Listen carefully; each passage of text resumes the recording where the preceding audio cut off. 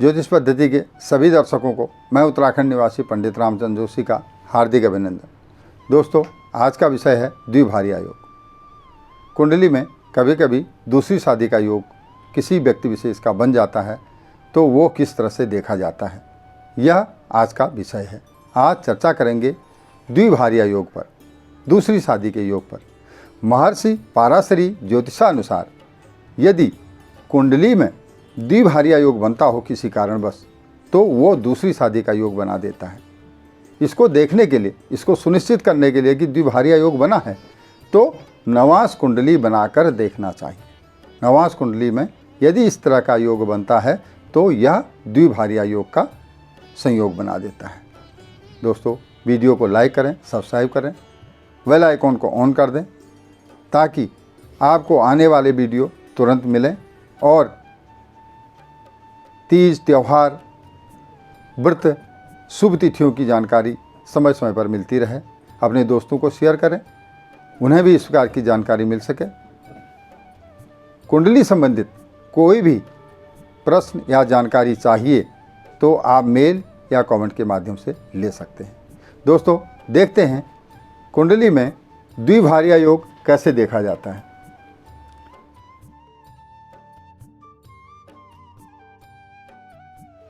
सप्तमेश, यदि सप्तमेश षष्टम में बैठे हों, सातवें घर के स्वामी छठे घर में बैठे हों, निर्बल, बलहीन, पाप ग्रहों से ग्रस्त बैठे हों, तो ये इस तरह का योग बना देते हैं कि पति पत्नी को एक दूसरे का दुश्मन बना देते हैं। यह योग दुर्भाग्यवश दूसरी शादी का योग को पैदा कर देते हैं, दूसरी शादी के योग को दर्शा देते हैं। कुंडली में यह योग दूसरी शादी का योग बन जाता है।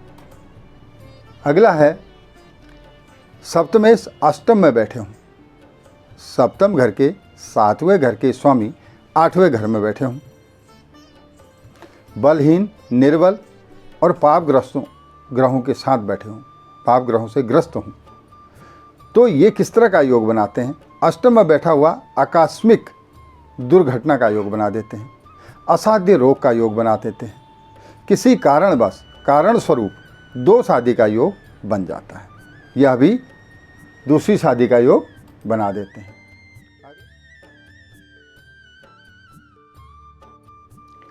अगला है सप्तमेश यदि द्वादश घर में बैठे हों, सप्तमेश 12वें घर में बैठे हों, सप्तम के स्वामी 12वें घर में बैठे हों और पाप ग्रहों से ग्रस्त हों, बलहीन हों, निर्बल हों, और इस घर को व्यय का भाव कहते हैं, 12वें घर को व्यय का भाव कहते हैं, और पति पत्नी के सप्तम दाम्पत्य जीवन के घर को, सप्तम को ये छठा दर्शाते हैं। यहाँ से 12वां घर छठा घर है, तो यह भी इसका षष्टम हो गया। इस तरह यह क्षीणता का योग बनाता है, यह क्षीणता का योग बना, क्षीणता के बस इस कारण स्वरूप दूसरी शादी का योग पैदा हो जाता है, दूसरी शादी का योग बन जाता है। यह भी द्विभार्या योग दर्शाता है।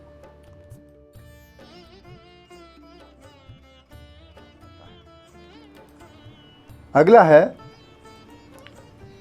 सप्तम घर में दो या दो से अधिक पाप ग्रह बैठे हों, सातवें घर में दो या दो से अधिक पाप ग्रह बैठे हों, और सप्तमेश जाके 6, 8, 12 में बैठे हों, जो निर्बल, बलहीन और पाप ग्रहों से ग्रस्त हो सकते हैं। इस प्रकार के योग को भी द्विभार्या योग कहा जाता है। यह द्विभार्या योग दूसरी शादी का योग दिखाता है।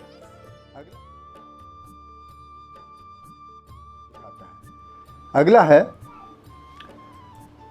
सप्तम में द्विस्वभावी राशि हो, सातवें घर में द्विस्वभावी राशि हो। कहने का तात्पर्य यह है कि सातवें घर में 3, 6, 9, 12 का अंक लिखा हो, सातवें घर में 3, 6, 9, 12 का अंक लिखा हो, तो ये दो स्वभावी राशि है, ये दो स्वभावी राशि है। और सप्तम के जो स्वामी हैं, जो सप्तम में है, उस राशि के जो स्वामी हैं वो भी कहीं कुंडली में कहीं भी बैठे हों, तो वो भी द्विस्वभावी राशि में बैठे हों। 3, 6, 9, 12 के अंक में ही कहीं कुंडली में जहाँ भी बैठे हों, द्विस्वभावी राशि में बैठे हों, तो क्रूरता बस, यह क्रूरता स्वरूप है। ये सप्तम को क्रूरता दिखाता है। यह पति पत्नी के दाम्पत्य जीवन को क्रूरता बना देता है। कारण स्वरूप, क्रूरता स्वरूप यह दूसरी शादी का योग दर्शा देता है और दूसरी द्विस्वभार्या योग बन जाता है।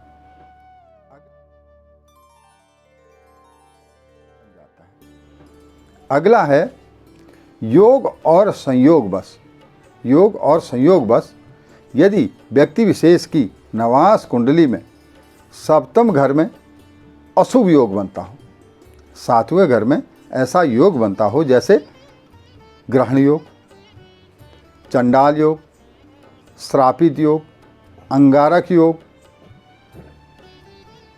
यदि इस तरह का विष योग, इस तरह के योग बनते हों तो यह भी दूसरी शादी का योग दर्शा देते हैं। और सप्तम के जो स्वामी हैं, सप्तम के स्वामी जो है 6, 8, 12 में पाप ग्रहों से ग्रस्त बैठे हों और यहाँ पर श्रापित योग, विष योग, चंडाल योग, अंगारक योग, इस तरह के ग्रहण योग बनाते हों, तब भी यह द्विस्वभार्या योग बना देता है, दूसरी शादी का योग बना देता है। दोस्तों, वीडियो देखने के लिए बहुत बहुत धन्यवाद। मिलते हैं ज्योतिष पद्धति के अगली श्रृंखला में। नमस्कार।